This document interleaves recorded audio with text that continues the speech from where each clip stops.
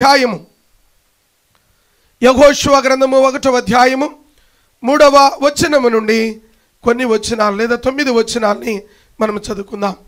యెహోషువ గ్రంథము 1వ అధ్యాయము నేను 3వ వచనము చెప్పినట్టు మీరు అడుగుపెట్టు ప్రతి స్థలమును మీకు నేను మోషేతో చెప్పినట్లు మీరు అడుగుపెట్టు ప్రతి స్థలమును మీకు ఇచ్చుచున్నాను. అరణ్యమును ఈ లెబానోను మొదలుకొని మహానది అయిన యూఫ్రటీస్ నది వరకు హిత్తీయుల దేశమంతయు పడమట మహాసముద్రము వరకును మీకు సరిహద్దు. నీవు బ్రతుకు దినములన్నిటిను ఏ మనుష్యుడును నీ ఎదుట నిలవలేకయుండును. నేను మోషేకు తోడయుండినట్లు నీకును తోడయుందును. నేను విడువ నిన్ను ఎడబాయను. నిబ్బరము కలిగి ధైర్యముగా నుండుము. వారికిచ్చేదనని నేను వారి పితరులతో ప్రమాణము చేసిన ఈ దేశమును నిశ్చయముగా నీవు ఈ ప్రజల స్వాధీనము చేసేదవు. అయితే నీవు నిబ్బరము కలిగి జాగ్రత్త పడి బహుధైర్యముగా నుండి నా సేవకుడైన మోషే నీకు ఆజ్ఞాపించిన ధర్మశాస్త్రం అంతటి చొప్పున చేయవలెను. నీవు నడుచు ప్రతి మార్గమున చక్కగా ప్రవర్తించినట్లు నీవు దాని నుండి కుడికి గాని ఎడమకు గాని తొలగకూడదు. ఈ ధర్మశాస్త్ర గ్రంథమును నీవు బోధింపక తప్పిపోకూడదు. దానిలో రాయబడిన వాటన్నిటి ప్రకారము చేయుటకు నీవు జాగ్రత్త పడినట్లు దివారాత్రము దాన్ని ధ్యానించిన ఎడల నీ మార్గమును వర్ధిల్ల చేసుకొని చక్కగా ప్రవర్తించెదవు. నేను నీకు ఆజ్ఞ ఇచ్చి ఉన్నాను కదా. నిబ్బరము కలిగి ధైర్యముగా నుండుము. దిగులు పడకుము, జడియకుము. నీవు నడుచు మార్గం అంతటిలో నీ దేవుడైన యెహోవా నీకు తోడై ఉండును. దేవునికి స్తోత్రం కలుగును గాక. ప్రత్యేకంగా ఈ నూతన సంవత్సరంలో ప్రవేశించిన మనందరము కూడా ఈ 2024వ సంవత్సరంలో ప్రభు లేదా పరిశుద్ధాత్మ దేవుడు మనతో మాట్లాడని ఉద్దేశించినటువంటి సందేశం ఏమిటంటే, మన దేవుడు వాగ్దానము చేసే దేవుడు. ఆయన వాగ్దానం చేసి మాట తప్పే దేవుడు కాదు.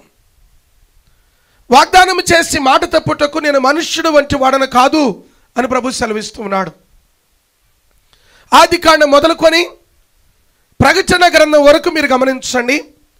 ప్రభు చేసిన ప్రతి వాగ్దానము కూడా నెరవేర్పులోనికి తీసుకురాబడింది. ప్రభు ఏదైతే వాగ్దానాన్ని చేశాడో, ప్రభు ఏదైతే తన బిడ్డలకు వాగ్దానాన్ని ఇచ్చాడో, ఆ వాగ్దానమునిచ్చిన వాగ్దానములన్నిటిని కూడా నా దేవుడు నెరవేరుస్తూ వచ్చాడు. దేవుడు ఒకవేళ వాగ్దానం చేస్తే కేవలం మన మట్టుకు మాత్రమే పరిమితం కాకుండా మన తర్వాత తరం వారికి కూడా దేవుడు తన ఆశీర్వాదములు ఇచ్చాడు. లేఖన భాగాన్ని పరిశీలన చేస్తే మొదటి రాజుల గ్రంథము 6వ అధ్యాయము 12వ వచనాన్ని చూద్దాం. మొదటి రాజుల గ్రంథము 6వ అధ్యాయము 12వ వచనం ప్లీజ్. మొదటి రాజులు 6వ అధ్యాయం 12వ వచనం. ఈ మందిరమును నీవు కట్టుచున్నావే, నీవు నా కట్టడలను న్యాయ విధులను అనుసరించి నడుచుకొనుచు నేను నియమించిన ఆజ్ఞలన్నిటిలో గైకొనిన ఎడల నీ తండ్రి అయిన దావీదుతో నేను చేసిన వాగ్దానమును నీ పక్షముగా స్థిరపరచుదును. దేవుని స్తోత్రం చెబుదాం అందరం కలిసి. హల్లెలూయా. ఎవరు చెప్తున్న మాట ఇది? దేవుడు చెప్తున్న మాట. ఎవరికి చెప్తున్నాడు? సొలొమోనుకి చెప్తూ ఉన్నాడు. ఏమని? ఇదిగో నువ్వు నా మాటకు లోబడిన ఎడల మీ తండ్రితో నేను చేసిన వాగ్దానాన్ని నేను నీ జీవితంలో స్థిరపరుస్తాను.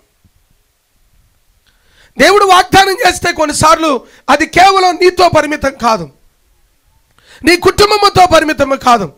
దేవుడు చేసే వాగ్దానం కొన్ని మార్లు నీ బిడ్డల తరం వరకు అది దీవెనకరంగా దేవుడు మలుస్తాడు.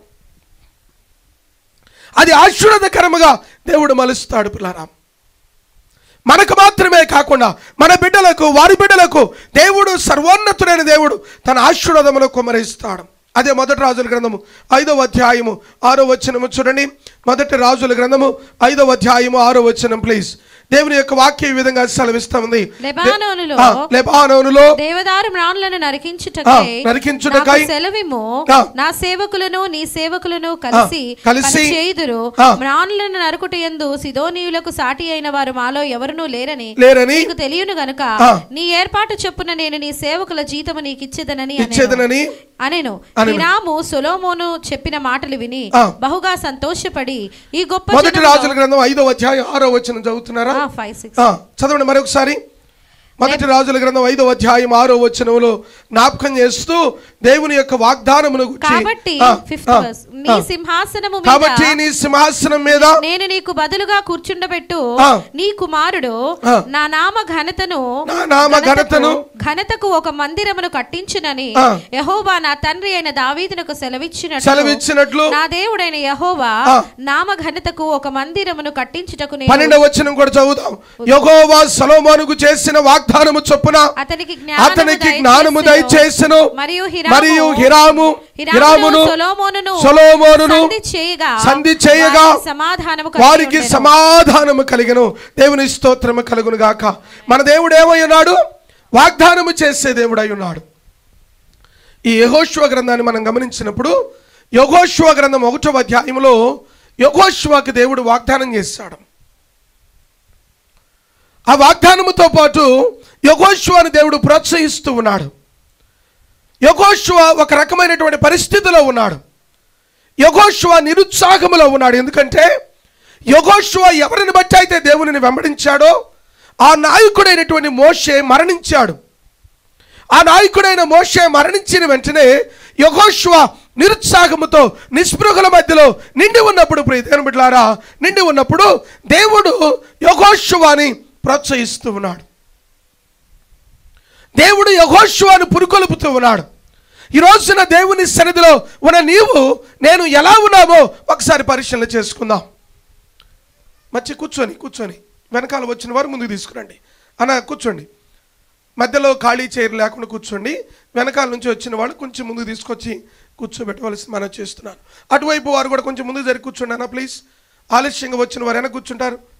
అక్క ముందుకు రండి ప్లీజ్.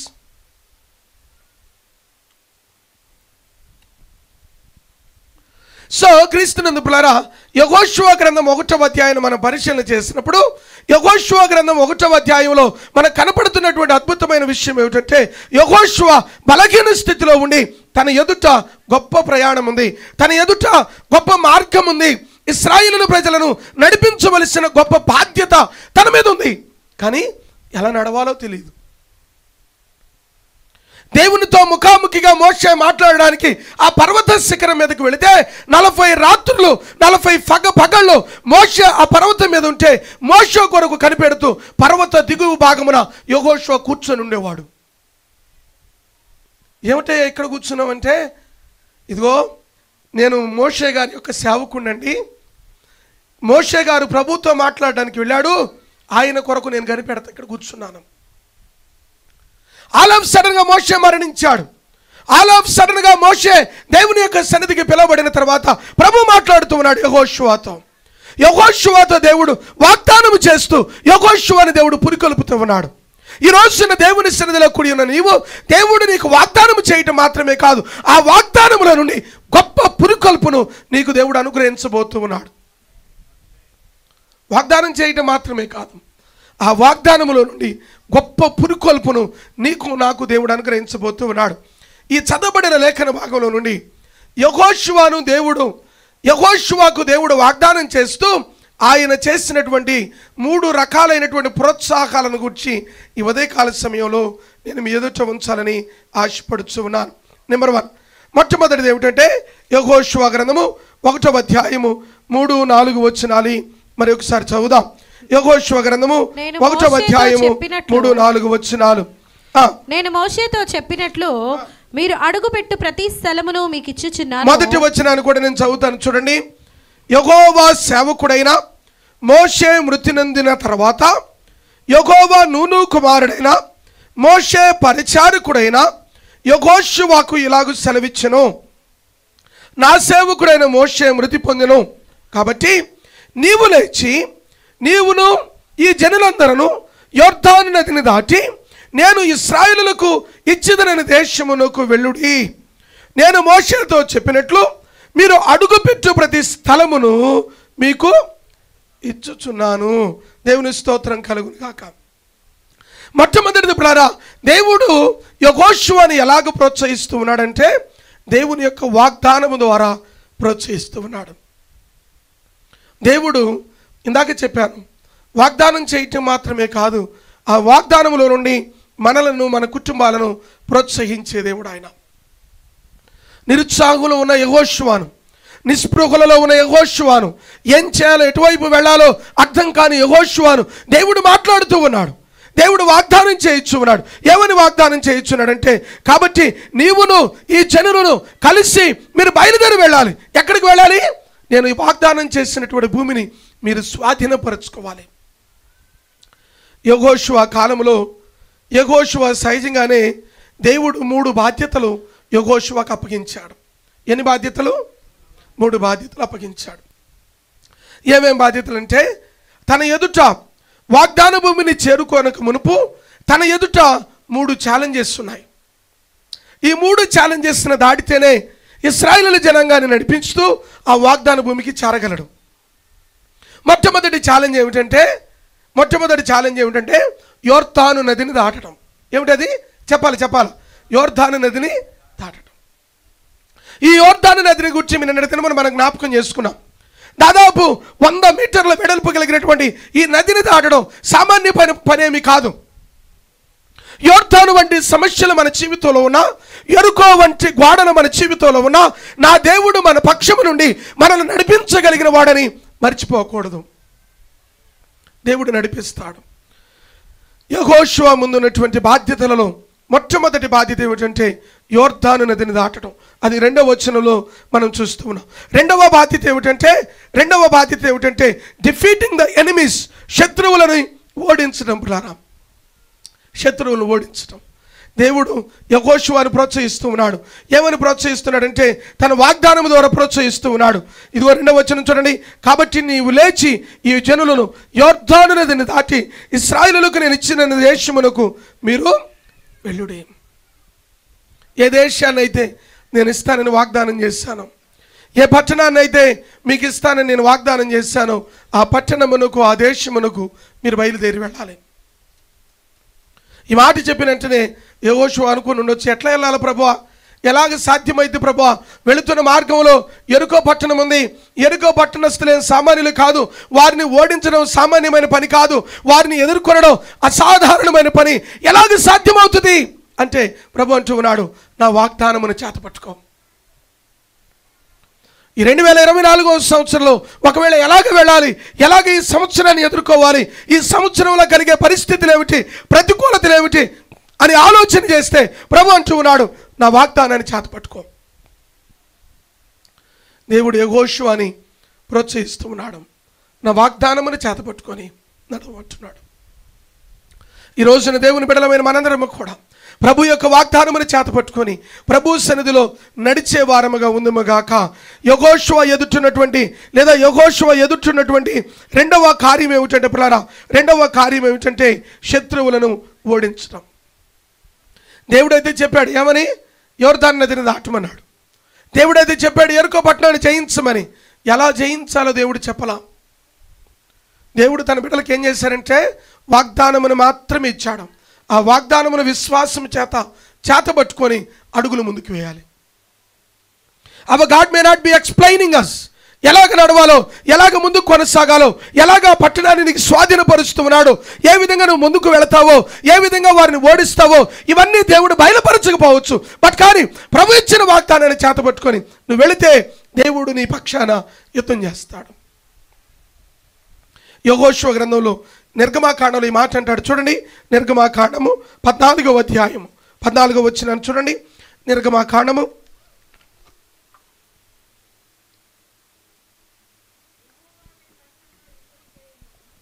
యెహోవా మీ పక్షమున యుద్ధము చేయును, మీరు ఓరకనే ఉండవలెనని ప్రజలతో చెప్పెను. అంతలో యెహోవా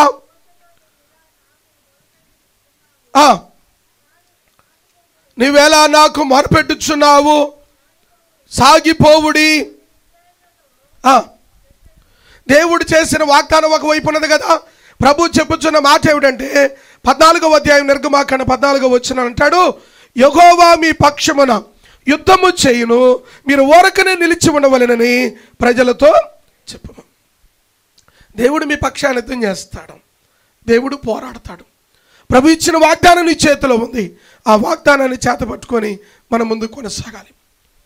యెహోషువ జీవితంలో జరిగినదే. మోషే మరణించిన తర్వాత ఏం చేయాలో అర్థం కానప్పుడు యెహోషువ నీ ఎదుట 3 కార్యాలు ఉన్నాయి. ఒకటేమో యొర్దాను నదిని పాయలు చేయాలి, రెండోదేమో యెరికో పట్టణాన్ని నీ ఓడించాలి. యెరికో పట్టణాన్ని ఓడించడం మాత్రమే కాదు కానీ నీవిదిగో ఈ భూమి మీద ఆ అనేక మంది జనాంగాన్ని ఓడించుచు ఆ యొక్క వాగ్దాన భూమిని ఇశ్రాయేలు జనాంగానికి స్వాధీనపరచాలి.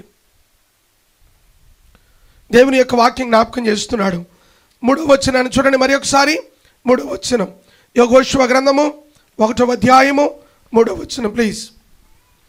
నేను మోషేతో చెప్పినట్లు మీరు అడుగుపెట్టు ప్రతి స్థలమును ఇచ్చుచున్నాను, అరణ్యము మొదలుకొని ఈ లెబానోను వరకు మహానది అయిన యూఫ్రటీసు నది వరకు హిత్తీయుల దేశం అంతయు పడమట మహాసముద్రము వరకును మీకు సరిహద్దు. దేవుని స్తోత్రం కలుగును గాక.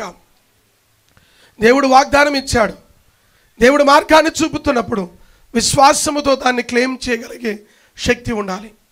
విశ్వాసముతో దానిని నమ్మగలిగే శక్తి కలిగిన వారమై ఉండాలి. ఆత్మీయ కోణంలో ఆలోచన చేస్తే ఎఫెసీయులకు రాసిన పత్రిక 1వ అధ్యాయము 3వ వచనాన్ని చూడండి. ఎఫెసీయులకు రాసిన పత్రిక 1వ అధ్యాయము మన ప్రభువైన 3వ వచనం. మన ప్రభు అయిన యేసుక్రీస్తు యొక్క తండ్రి అయిన దేవుడు స్తుతించబడును గాక. ఆయన క్రీస్తునందు పరలోక విషయములలో ఆత్మ సంబంధమైన ప్రతి ఆశీర్వాదములకు మనకు అనుగ్రహించెను. ఎట్లనగా ప్రియుని యందు తాను ఉచితముగా మనకు అనుగ్రహించిన తన కృపా మహిమకు కీర్తి కలుగునట్లు తన చిత్త ప్రకారమైన దయా సంకల్పము చొప్పున యేసుక్రీస్తు ద్వారా తనకు కుమారులుగా స్వీకరించుటకై మనలను ముందుగా తన కోసం నిర్ణయించుకొని మనము తన ఎదుట పరిశుద్ధులమును నిర్దోషులమై ఉండవలనని జగత్తు పునాది వేయబడక మునిపే చేత ఆయన క్రీస్తులో మనలను ఏర్పరచుకొనెను. దేవుని స్తోత్రం కలుగును గాక. ముందుగానే మనం ఆశీర్వదించబడిన వారం, ముందుగానే మనం ఎన్నుకొనబడిన వారము. ఎఫెసీ 1:3 అంటాడు, మన ప్రభువైన యేసుక్రీస్తు యొక్క తండ్రి అయిన దేవుడు స్తుతించబడును గాక. ఆయన క్రీస్తు యేసునందు పరలోక విషయములో ఆత్మ సంబంధమైన ప్రతి ఆశీర్వాదములను మనకు అనుగ్రహించెను. దేవుడు ముందుగానే అనుగ్రహించాడు. ఈ వాగ్దాన భూమికి వెళ్ళేటప్పుడు దేవుడు ఆ పట్టణాన్ని ఇచ్చాడంతే. అయితే వీరు వెళ్ళాలి, వీరు స్వాధీనపరుచుకోవాలి. వీరి మార్గములో వీరి బాధ్యత కొంత ఉంది. ప్రభు అనుగ్రహించిన తర్వాత, ప్రభు వాగ్దానము చేసిన తర్వాత దానిని స్వతంత్రించుకోవలసిన బాధ్యత దేవుని పిల్లలుగా మనకు ఉన్నది అని మర్చిపోకూడదు. యెహోషువ వెళుతూ ఉన్నప్పుడు యెహోషువ గ్రంథం 10వ అధ్యాయంలో యెహోషువకు ఒక గొప్ప ఛాలెంజ్ ఎదురైంది. గొప్ప ఛాలెంజ్ ఏమిటంటే గిబియోనీయులతో యుద్ధం చేయాలి. యుద్ధం చేయవలసి వచ్చినప్పుడు దేవుని యొక్క వాక్యం ఈ విధంగా సెలవిస్తూ ఉంది. యెహోషువ ఈ విధంగా ప్రార్థన చేస్తూ ఉన్నాడు. యెహోషువ గ్రంథము 10వ అధ్యాయము, యెహోషువ గ్రంథము 10వ అధ్యాయము దయచేసి మొదటి నుండి చూడండి. యెహోషువ హాయిని పట్టుకొనిన సంగతియు అతడు ఎరుకోను దాని రాజును నిర్మూలము చేసినట్టు హాయిని దాని రాజును నిర్మూలము చేసిన సంగతియు గిబియోను నివాసులు ఇశ్రాయేలుతో సంధి చేసుకొని వారితో కలిసి కొనిన సంగతియు యెరూషలేము రాజైన అదోనిసేదుకు వినినప్పుడు అతడును అతడి జనులను మిగుల భయపడిరి. 12వ వచనం చూడండి.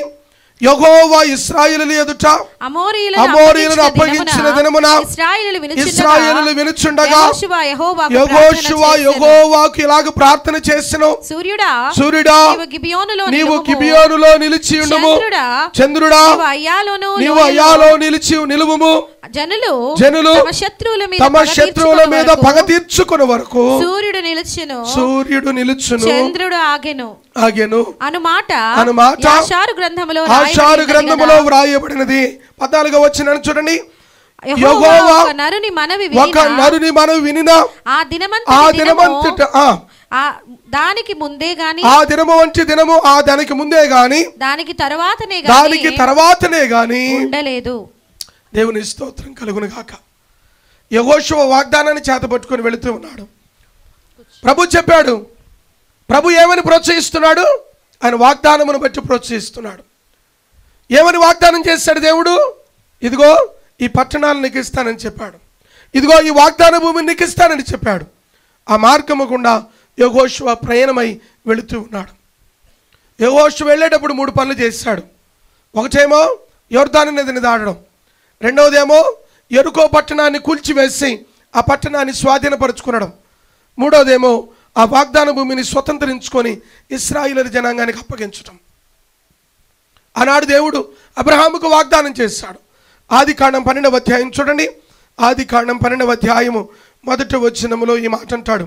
ఆదికాండం 12వ అధ్యాయము 1వ వచనము ప్లీజ్. యెహోవా నీవు లేచి నీ దేశమును నుండి, నీ బంధువుల యొద్ద నుండి, నీ తండ్రి ఇంటి యొద్ద నుండి బయలుదేరి నేను నీకు చూపించబోవు దేశమునకు వెళ్ళుము.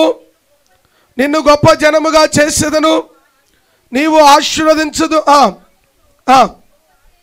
గొప్ప చేయుదును, నీవు ఆశీర్వాదకరముగా ఉందువు. నిన్ను ఆశీర్వదించు వారిని నేను ఆశీర్వదించదను, నిన్ను దూషించే వారిని శపించదను. భూమి యొక్క సమస్త వంశములు నీ యందు ఆశీర్వదించబడునని అబ్రహాముతో చెప్పాను. దేవుని స్తోత్రం కలుగును గాక. అనేక సంవత్సరాల క్రితం దేవుడు అబ్రహాముతో వాగ్దానం చేశాడు. ఆ వాగ్దానం చేసిన వాగ్దానము దేవుడు యెహోషువ కాలంలోనికి వచ్చేసరికి యెహోషువ గ్రంథంలో రాస్తూ దేవుడు వాగ్దానం చేసిన ఆ వాగ్దాన భూమిని దేవుడు ఇశ్రాయేలు జనాంగానికి ఇచ్చాడు. ఈ యెహోషువ గ్రంథం 1వ అధ్యాయంలో మనకేం కనపడుతుందంటే దేవుడు ప్రోత్సహిస్తున్నాడు ఇశ్రాయేలు జనాంగాన్ని, ప్రత్యేకంగా యెహోషువని. ఏమని ప్రోత్సహిస్తున్నాడంటే దేవుని యొక్క వాగ్దానమును బట్టి ప్రోత్సహిస్తున్నాడు. మన అబ్రహామును గురించి చదువుకున్నాం. రోమాపత్రిక 4వ అధ్యాయం 18వ వచనంలో అబ్రహాము యొక్క దేహము మృతతుల్యమైపోయింది, అబ్రహాముకు గర్భఫలం లేదు. అనేక మంది అన్నారు, ఏమని దేవుడు గొప్పోడని చెప్పావు, నీ దేవుడు ఉన్నతమైన వాడని చెప్పావు, నీ దేవునికి సాటి అయిన వారు ఒక్కరు లేరని చెప్పావు, నీ జీవితంలోనే దీవెన లేదు అని అనేకులు తన వైపు వేలెత్తి చూపుతుంటే అబ్రహాం అంటాడు, వాగ్దానము చేసిన నా దేవుడు నమ్మదగిన వాడు అంటాడు. అతడు బలహీనులు కాలే, వాగ్దానమును సందేహించలే. నా దేవుడు వాగ్దానము చేశారంటే నా దేవుడు తప్పక ఆశీర్వదిస్తాడు. ఈ 2023వ సంవత్సరం నీ జీవితానికి వాగ్దానపు సంవత్సరము గాను, ఆశీర్వాదపు సంవత్సరము గాను దేవుడు మార్చునుగాక. మునిపెన్నడు నువ్వు చూడని దీవెనలు, మునిపెన్నడు నువ్వు అనుభవించని దీవెనలు ఈ సంవత్సరములో నువ్వు అనుభవించుదువుగాక. ఎప్పుడు అనుభవిస్తావు? when we trust in the Lord.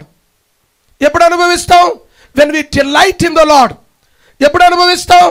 when we commit ourselves unto the Lord. దేవునికి మన జీవితాన్ని అప్పగించుకున్నప్పుడు. ఎప్పుడు అనుభవిస్తావు? when we rest in the Lord. పరిస్థితులన్నీ ప్రతికూలంగా ఉన్నా నా దేవుడు వాగ్దానం చేశారంటే ఆయన నెరవేరుస్తాడు అని జస్ట్ ఆయన యందు రెస్ట్ ఉంచాలి, ఆయన యందు విశ్వాసం ఉంచాలి. వాగ్దానాన్ని చేతపట్టుకొని we need to claim on it. దానిని చేతపట్టుకొని వెళ్ళాలి. యెహోషువ ఎదుట నడిపించే వాళ్ళు ఎవరు లేరు, కానీ తను అనుకున్నాడు నా దేవుడు నాతో ఉన్నాడు. మొట్టమొదటిగా యెహోషువకి ఎక్కడి నుంచి ప్రోత్సాహం వచ్చిందంటే ప్రభు ఇచ్చిన వాగ్దానం తనకు ప్రోత్సాహాన్ని ఇచ్చింది. ఈ రోజున ఈ పరిశుద్ధ బైబిల్ గ్రంథంలో రాయబడిన దేవుని యొక్క వాక్యంలో రాయబడిన దేవుని వాగ్దానాలు మన జీవితానికి ఎంతో ప్రోత్సాహకరంగా ఉంటాయి అనే సంగతిని మర్చిపోకూడదు. నెంబర్ 2, 3 విషయాలు జ్ఞాపకం చేస్తాను. రెండవ విషయం ఏమిటంటే ఈ యెహోషువకి ఎంకరేజ్మెంట్ ఫ్రమ్ గాడ్స్ వర్డ్. మొట్టమొదటిగా ఎంకరేజ్మెంట్ ఫ్రమ్ గాడ్స్ ప్రామిస్. యెహోషువకి ఎక్కడ నుండి ప్రోత్సాహం వచ్చింది ముందుకు కొనసాగడానికి, ఆ వాగ్దాన భూమికి చేరడానికి, ఆ వాగ్దానాన్ని స్వతంత్రించుకోవడానికి ఎక్కడ నుండి తనకు ప్రోత్సాహం కలిగిందంటే మొట్టమొదటిగా దేవుని వాగ్దానములో నుండి తనకు ప్రోత్సాహం కలిగింది. రెండవది దేవుని యొక్క వాక్యములో నుండి తనకు ప్రోత్సాహం కలిగింది. క్రీస్తునందు ప్రియులారా, దేవుని యొక్క వాక్యము జీవము కలిగినది, దేవుని యొక్క వాక్యము శక్తి కలిగినది, దేవుని యొక్క వాక్యము 2 అంచులు గల ఖడ్గము వంటిది, దేవుని యొక్క వాక్యము నిన్ను నన్ను బ్రతికించగలిగినది. దేవుని యొక్క వాక్యము యందు నీవు నేను నమ్మకించగలిగితే ఈ జీవము కలిగిన దేవుని యొక్క వాక్యాన్ని చేతబట్టుకొని వాగ్దానము చేసిన దేవుడు నమ్మదగిన వాడని దేవుని యొక్క వాక్యమును విశ్వసించి ఈ వాగ్దానమును చేతబట్టుకొని నువ్వు నడవగలిగితే బైబిల్ గ్రంథంలో రాయబడిన వాగ్దానాలని నీ జీవితంలో దేవుడు నెరవేరుస్తాడు. ప్రభు అంటాడు కదా, వాగ్దానం ఇచ్చి మాట తప్పుటకు నేను మనుష్యుడు వంటి వాడని కాను. రెండవ కొరింథీయులకు రాసిన పత్రిక 1వ అధ్యాయం. ఈ మాటను చూడండి దయచేసి. యెహోషువకి ఎక్కడి నుంచి ప్రోత్సాహం కలిగిందంటే, దేవుని బిడలగా మనందరికీ ఎక్కడి నుంచి ప్రోత్సాహం కలుగుతుందంటే, యెహోషువ గ్రంథం క్షమించాలి 2వ కొరింథీయులకు రాసిన పత్రిక 1వ అధ్యాయము 20వ వచనం చదువుదాం. దేవుని వాగ్దానములు ఎన్ని అయినను అన్నీయు క్రీస్తునందు అవునన్నట్టుగానే ఉన్నవి గనుక మన ద్వారా దేవునికి మహిమ కలుగుటకై అవి ఆయన వలన నిశ్చయములై ఉన్నవి. ఆయన వలన నిశ్చయములై ఉన్నవి. దేవునికి స్తోత్రము కలుగును గాక. దేవుని యొక్క వాక్యంలో జ్ఞాపకం చేస్తున్నాడు. దేవుని వాగ్దానములు ఎన్ని అయినా అన్ని క్రీస్తునందు ఎట్లా ఉన్నాయి? ఉన్నవి అన్నట్టే ఉన్నాయి. వాగ్దానం చేసిన దేవుడు తప్పక నెరవేరుస్తాడు. వాగ్దానం చేసిన దేవుడు మాట తప్పడు. వాగ్దానం చేసిన వాడు సమర్థుడు. వాగ్దానం చేసిన దేవుడు శక్తిమంతుడు. మాట ఇచ్చిన దేవుడు he has a credibility. when he says something he will do it. ఆయన చేస్తాడు. ఆ వాగ్దానాన్ని చేతపట్టుకున్నాడు. అందుకనే ఇందాక చెప్తూ ఒక మాట చెప్పాను కదా, రోమా పత్రిక ఒకసారి మాటను చూడండి. రోమా పత్రిక 4వ అధ్యాయము. రోమా పత్రిక 4వ అధ్యాయము. అబ్రహాము ఎలా నమ్మాడో, ఎలాగ విశ్వసించాడో అక్కడ జ్ఞాపకం చేస్తున్నాడు. 4వ అధ్యాయము 21వ వచనాన్ని చూడండి. దేవుని మహిమపరచి ఆయన వాగ్దానము చేసిన దానిని నెరవేర్చుటకు సమర్థుడని రూఢిగా విశ్వసించి విశ్వాసము వలన బలమునొందెను. దేవుని స్తోత్రము కలిగిన గాక. 20వ వచనం అంటాడు, విశ్వాసం వలన క్షమించాలి అవిశ్వాసం వలన దేవుని వాగ్దానమును గురించి సందేహింపక దేవుని మహిమపరిచి ఆయన వాగ్దానము చేసిన దానిని నెరవేర్చుటకు సమర్థుడు అని రూఢిగా విశ్వసించి. దేవుని స్తోత్రం కలుగును గాక. నా దేవుడు ఏమై ఉన్నాడు? సమర్థుడై ఉన్నాడు. ఆయన శక్తిమంతుడై ఉన్నాడు. వాగ్దానము చేశాడంటే తప్పక నెరవేరుస్తాడు. ఆయన మాట తప్పడు. మాట తప్పుటకు మనుషుడు వంటి వాడు కాడు. యెహోషువ ఎదుట గొప్ప పయనం ఉంది. గొప్ప ప్రయాణములో ఎలా ఎదుర్కోవాలో, ఎలాగ గమ్యాన్ని చేరాలో, ఎలాగ వాగ్దాన భూమిని స్వతంత్రించుకోవాలో, ఎలాగ ఈ కార్యాన్ని జరిగించాలో తనకు తెలియదు. తెలియకపోయినప్పుడు యెహోషువ ఎవరి మీద ఆధారపడుతున్నాడు? దేవుని మీద ఆధారపడుతున్నాడు. యెహోషువని ఎవరు ప్రోత్సహించారు? దేవుడే ప్రోత్సహించాడు. ఎలా ప్రోత్సహించాడు? ఆయన వాగ్దానాన్ని ఎత్తి చూపించాడు. ఏమంటాడంటే, నేను మోషేకు తోడైనట్లు నీకును తోడైందను. నిబ్బరము కలిగి ధైర్యముగా ఉండము. దేవుని యొక్క వాగ్దానాన్ని తనకు జ్ఞాపకం చేసి తనను పురికొల్పిన విధానాన్ని ఒక్కసారి మరలా చూద్దాం. ఎలా పురికొల్పాడో చూద్దాం. మరి ఒకసారి యెహోషువ గ్రంథము 1వ అధ్యాయము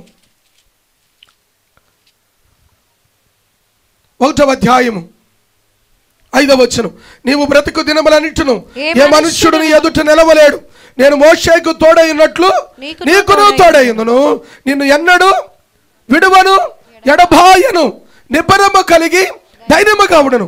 వారికి ఇచ్చిదనని నేను వారితో వారి పితరులతో ప్రమాణము చేసిన ఈ దేశమును నిశ్చయముగా నీవు ఈ ప్రజలకు స్వాధీన. దేవుని స్తోత్రం కలుగును గాక. వాగ్దానం చేశాను కదా. ఏమని వాగ్దానం చేశాను? ఎన్ని వాగ్దానాలు చూడండి అక్కడ.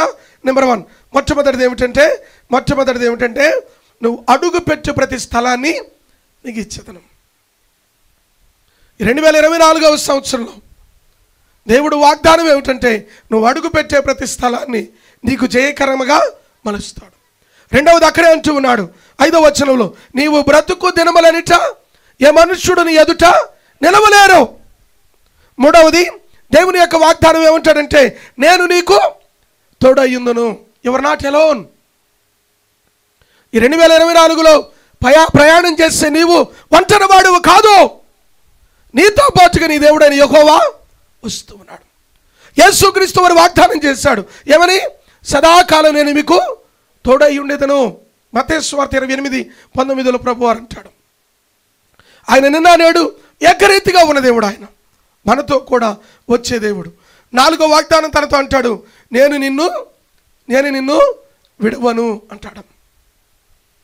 5వ వాగ్దానం అక్కడే జ్ఞాపకం చేస్తున్నాడు, నిబ్బరము కలిగి ధైర్యముగా ఉండము అంటాడు. 6వ వాగ్దానం ఏమిటంటే, ఇదిగో ఏ పనినైతే నువ్వు ప్రారంభించావో అది నిశ్చయముగా నువ్వు స్వాధీనపరుచుకుంటావు అంటాడు. 7వ ఆశీర్వాదం ఏమిటంటే 7వ వచనములో, అయితే నీవు నిబ్బరము కలిగి జాగ్రత్త పడి బహుధైర్యముగా ఉండము అంటాడు. 7 వాగ్దానాలు ఇచ్చాడు. ఆ వాగ్దానాన్ని చేతపట్టుకొని పరిస్థితులన్నీ ప్రతికూలంగా ఉన్నా, పరిస్థితులన్నీ అననుకూలంగా ఉన్నా, తనకంటే శక్తి కలిగిన వారు తన ఎదుట ఉన్నా, తనకంటే బలము కలిగిన వారు తన ఎదుట ఉన్నా, తనకు శక్తికి మించిన ప్రయాణం తన ఎదుట ఉన్నా, తన దేవుడు వాగ్దానం చేశారంటే ఆయన విడిచిపెట్టే దేవుడు కాదు. నా దేవుడు నాతో కూడా వస్తాడు, వాగ్దానము చేసిన దాన్ని నెరవేరుస్తాడు, కాబట్టి నేను ముందుకు సాగుతానని ముందుకు వెళ్ళిపోయాడు. కాబట్టి ప్రార్థన చేస్తే దేవుడు సూర్యచంద్రులని ఆపేశాడు. ఎంత గొప్ప ధన్యత! యెహోషువకి ఎక్కడి నుంచి ప్రోత్సాహం కలిగింది? దేవుని వాగ్దానం నుండి. రెండవదిగా ఎక్కడి నుంచి ప్రోత్సాహం కలిగిందంటే దేవుని యొక్క వాక్యములో నుండి ప్రోత్సాహం కలిగింది. దేవుని యొక్క మాటలు శక్తి కలిగినవి. 119వ కీర్తన చూడండి ఒకసారి. 119వ కీర్తన కొన్ని మాటలు జ్ఞాపకం చేసి నేను 3వ విషయాన్ని చెప్పేసి ముగించడానికి ప్రయత్నం చేస్తాను. 119వ కీర్తన దేవుని యొక్క వాక్యములో జ్ఞాపకం చేస్తూ 50వ వచనము చూడండి. దేవుని యొక్క వాక్యం ఎటువంటిదో జ్ఞాపకం చేస్తూ ఉన్నాడు. నీ వాక్యము నన్ను బ్రతికించి ఉన్నది, నా బాధలలో అదే నాకు నెమ్మది కలిగించుచున్నది. దేవుని స్తోత్రము కలుగును గాక. దేవుని యొక్క వాక్యం ఎటువంటిదంటే దేవుని యొక్క వాక్యము మనల్ని బ్రతికిస్తుంది. యెహోషువకున్న ఆధారం అదే. యెహోషువకున్న ప్రోత్సాహం ఏమిటంటే దేవుని యొక్క వాక్యము తనతో ఉంది. అందుకనే మత్తయి సువార్త 4:4లో ప్రభు అంటాడు, మనుష్యుడు రొట్టె వలన మాత్రమే కాదు కానీ దేవుని నోట నుండి వచ్చు ప్రతి మాట వలన బ్రతుకుతాం. దేవుని మాట శక్తివంతమైనది. ఎప్పుడైనా నీ జీవితంలో నిరుత్సాహంగా ఉన్నప్పుడు, ఎప్పుడైనా నీ జీవితంలో ఒకవేళ అధైర్యపడినప్పుడు, ఎప్పుడైనా నీ జీవితంలో ధైర్యమును కోల్పోయినప్పుడు దేవుని యొక్క వాక్యాన్ని తీసి చదువు. దేవుని యొక్క వాక్యము ప్రాణములో లేకపోతే మన జీవితంలో త్రాణను పుట్టిస్తుంది, బ్రతికిస్తుంది. బ్రతికించగలిగినది దేవుని యొక్క వాక్యం. 119వ కీర్తన 17వ వచనం చూడండి. 119వ కీర్తన 17వ వచనం, నీ సేవకుడైన నేను బ్రతుకున్నట్లు నా ఎడల నీ దయారసము చూపుము, నీ వాక్యమును బట్టి నేను నడుచుకుందును. దేవుని యొక్క వాక్యము నడిపిస్తుంది పిల్లరా. దేవుని యొక్క వాక్యం నడిపిస్తుంది. 24వ వచనము, దేవుని యొక్క వాక్యం మన జీవితంలో సంతోషాన్ని ఇస్తుంది. 25వ వచనము 119:25వ వచనము, దేవుని యొక్క వాక్యం మనల్ని బ్రతికిస్తుంది. 119వ కీర్తన 31వ వచనం, దేవుని యొక్క వాక్యమును చేతపట్టుకుంటే అది ఎన్నడూ మనల్ని సిగ్గుపడనివ్వదు. కాబట్టి యెహోషువకి మొట్టమొదటి ప్రోత్సాహం దేవుని వాగ్దానం వల్ల కలిగింది. రెండవది యెహోషువకి రెండవ ప్రోత్సాహం దేవుని యొక్క వాక్యం వలన కలిగింది. వాక్యము శక్తి కలిగినది. దేవుని యొక్క వాక్యము జీవము కలిగినది. దేవుడు మాట ఇచ్చి నెరవేర్చే దేవుడు ఆయన. ఆకాశము భూమి గతించిపోయినా దేవుని యొక్క మాటలలో ఒకటైనను గతించిపోదు అని జ్ఞాపకం చేస్తాడు. చివరిగా 3వ విషయం ఏమిటంటే యెహోషువకి దేనిని బట్టి ప్రోత్సాహం కలిగిందంటే దేవుని యొక్క ఆజ్ఞను బట్టి ప్రోత్సాహం కలిగింది. దేనిని బట్టి? దేవుని యొక్క ఆజ్ఞలను బట్టి ప్రోత్సాహం కలిగింది. దేవుని యొక్క వాక్యాన్ని చూడండి. యెహోషువ గ్రంథము 1వ అధ్యాయము 8వ వచనాన్ని చూద్దాం. 8వ వచనం, నీ ధర్మశాస్త్ర గ్రంథమును బోధింపక తప్పిపోకూడదు, దానిలో రాయబడిన వాటన్నిటి ప్రకారము చేయుటకు నీవు జాగ్రత్త పడినట్లు దివారాత్రము ధ్యానించిన ఎడల వర్ధిల్ల చేసుకొని చక్కగా ప్రవర్తించెదవో నేను నీకు ఆజ్ఞ ఇచ్చి ఉన్నాను కదా. నిబ్బరము కలిగి ధైర్యముగా నిలబడకము జడియకము, నీవు నడుచు మార్గం అంతటిలో నీ దేవుడైన యెహోవా నీకు తోడై ఉండును. దేవునికి స్తోత్రము కలుగును గాక. యెహోషువ ఎదుట గొప్ప పయనం ఉంది. ఈ పయనములో యెహోషువ కలిగినటువంటి గొప్ప ప్రోత్సాహం ఏమిటంటే, మొట్టమొదటిది దేవుని యొక్క వాగ్దానమును బట్టి ప్రోత్సాహం కలిగింది, రెండవదేమో దేవుని యొక్క వాక్యమును బట్టి ప్రోత్సాహం కలిగింది, మూడవదేమో దేవుని యొక్క ఆజ్ఞలను బట్టి ప్రోత్సాహం కలిగింది. సహజంగా ఎవరికైనా నచ్చనిది ఏమిటంటే ఆజ్ఞ అన్నది నచ్చదు. ఎవరైనా ఏది ఇష్టపడం? రెస్ట్రిక్షన్స్ అనేది ఇష్టపడం, కమాండ్మెంట్స్ అనేది ఇష్టపడం. బట్ కానీ యెహోషువకి దేవుని యొక్క వాక్యం వలన ఎంత ప్రోత్సాహం కలిగిందంటే, 7వ వచనం చూడండి, 7వ వచనం. అయితే నీవు నిబ్బరము కలిగి జాగ్రత్త పడి బహుధైర్యముగా ఉండి నీ సేవకుడైన మోషేకు నేను ఆజ్ఞాపించిన ధర్మశాస్త్రం అంతటి చొప్పున చేయవలెను. ఎప్పుడైతే చేస్తావో ఇదిగో ఈ వాగ్దాన భూమిని స్వతంత్రించుకుంటాం. దేవుని యొక్క ఆజ్ఞకు లోబడి, దేవుని యొక్క చిత్తమునకు లోబడి, దేవుని యొక్క ఉద్దేశ్యమునకు లోబడి, ప్రభు చెప్పిన మాటకు లోబడి మన ముందు కొనసాగగలిగితే సర్వోన్నతుడైన దేవుడు మన కొరకు దాచి ఉంచిన దీవెనలు మనం పొందుకుంటాం. నా హృదయాభిలాష ఈ సంవత్సరము, ఈ 2024వ సంవత్సరం నా జీవితంలో ఎన్నడూ చూడనటువంటి దీవెనలు సంఘములో ఉన్న ప్రతి బిడ్డ అనుభవించుదురుగాక. ఎన్నడూ నీవు కనీవిని ఎరుగనటువంటి దీవెనలు, ఎన్నడూ నీ ఊహలో కూడా లేనటువంటి ఆశీర్వాదములు దేవుడు నీకు అనుగ్రహించునుగాక. May the Lord continue to add blessings. ఈ సంవత్సర కాలమంతా దేవుడు గడిచిన కాలములో నీవు కోల్పోయిన దానికి 2 దీవెన అనుగ్రహించునుగాక. మన దేవుడు విడిచిపెట్టే దేవుడు కాదు. ఆయన వాగ్దానము చేస్తాడు, ఆయన వాక్కును పంపుతాడు, ఆయన హెచ్చరికనిస్తాడు. దానిలో నుండి దేవుడు నిన్ను నన్ను నడిపిస్తాడు. యెహోషువతో దేవుడు అంటూ ఉన్నాడు, ఇదిగో మోషేతో నేను పలికినటువంటి మాటలన్నిటి చొప్పున నీవు చేయవలెను అంటాడు. 3 విషయాలు చెప్తాడు. ఒకటేమో నీవు ధర్మశాస్త్రం అంతటి చొప్పున చేయవలెను. రెండవది నీవు నడుచు ప్రతి మార్గమున చక్కగా ప్రవర్తించాలి అంటాడు.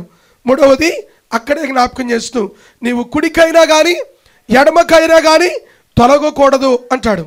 నాలుగవది 8వ వచనం చూడండి, ధర్మశాస్త్ర గ్రంథమును నీవు బోధింపట విషయంలో తప్పిపోకూడదు అంటాడు. నీ దేవుడైన నీ దానిలో వ్రాయబడిన వాటన్నిటిని ప్రకారము చేయుటకు నీవు జాగ్రత్త పడి దివారాత్రులు దాన్ని ధ్యానించాలి అంటాడు. 5వ విషయం. 6వది అక్కడే అంటాడు, నీ మార్గములన్నీ చక్కగా ప్రవర్తించు. చక్కగా నీవు వర్ధిల్ల చేసుకొని చక్కగా నేను దీవించబడాలంటే దేవుని యొక్క ధర్మశాస్త్రాన్ని హత్తుకొని జీవించాలి. యెహోషువతో ప్రభు చెప్పాడు, యెహోషువ వాగ్దానం చేయబడిన భూమిని ఎదుట ఉంది, ఎలా వెళ్ళాలో యెహోషువకి చెప్పలే. బట్ కానీ ప్రభు అంటాడు, నిబ్బరము కలిగి ధైర్యంగా ఉండు, నేను మోషేకు తోడైనట్లు నీతో కూడా ఉంటాను. ఆనాడు యెహోషువతో మాత్రమే కాదు, ఈరోజు సంఘముతో ప్రభు అంటున్నాడు, ఆనాడు యెహోషువకు తోడైనట్లు నేను మీకు తోడుగా వచ్చేదను, మీకు తోడై ఉన్నాను. నిబ్బరము కలిగి ధైర్యంగా ఉండండి. ఈ సంవత్సర కాలం అంతా నేను మిమ్మల్ని నడిపిస్తాను. ఈ సంవత్సర కాలం అంతా నా కృపతో నిన్ను కప్పుతాను. నేను చేసిన వాగ్దానాన్ని తప్పక నెరవేరుస్తానని ప్రభు సెలవిస్తున్నాడు. కాబట్టి ఆ వాగ్దానమును చేతపట్టుకొని ప్రభు సన్నిధిలో ముందు కొనసాగుదాం. అట్టి కృప దేవుడు మనందరికీ అనుగ్రహించునుగాక. అందరము తలలు ఉంచుదాం.